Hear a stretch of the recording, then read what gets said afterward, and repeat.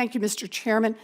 So the 5 populated U.S. territories, Guam, Puerto Rico, the U.S. Virgin Islands, American Samoa, and the Northern Mariana Islands, are part of America, and the 4 million people who live on those islands are Americans. They are subject to federal law.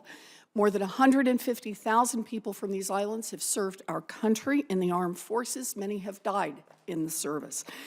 It is a central principle of our American democracy that Americans, through their votes, can have a say in their own governance. And yet, these 4 million Americans have almost no say in federal decision-making, even when it directly affects the islands they live on. They can't vote in presidential elections, they have no senators, and each territory gets only 1 non-voting representative in the House of Representatives. So, Assistant Secretary Kianaya, your agency coordinates federal policy for most of the territory, so maybe you can help me understand exactly how this works. If a U.S. citizen is born in Guam, she can't vote for president as long as she lives on the island. Is that right? That's correct. But if she moves to U.S. state, say California, can she vote there? If her residence requirements and voter registration was in California and her permanent record was not in Guam, the answer is yes. Okay, so she can register and vote in California as long as she moves her paperwork. And meets the requirements of the state of California. Whatever California has.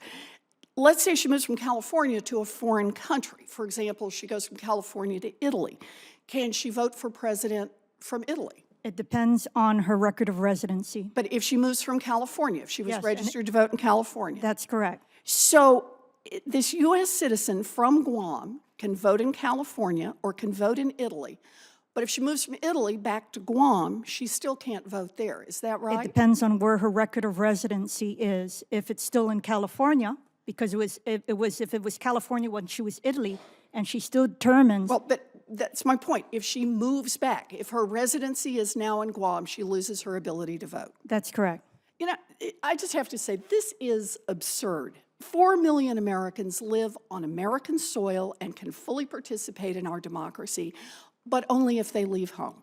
At their homes on U.S. soil, all of their representational rights disappear. This kind of second-class status is not how our government is supposed to work, and it has real implications. Right now, Puerto Rico is in a $72 billion hole. Much of its debt is held by Wall Street vulture funds that have intimidated local government into slashing funding for schools, for hospitals, for first responders.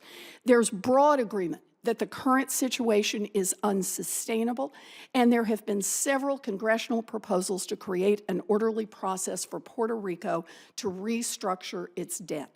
But powerful financial interests would prefer we do nothing, and so far, Congress still hasn't acted. Congress should approve a plan to help Puerto Rico immediately, and that would be much more likely if the millions of Americans who live in Puerto Rico were allowed to participate fully in our democracy.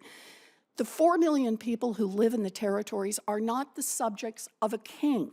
They are Americans. They live in America, but their interests will never be fully represented within our government until they have full voting rights, just like every other American. Thank you, Mr. Chairman.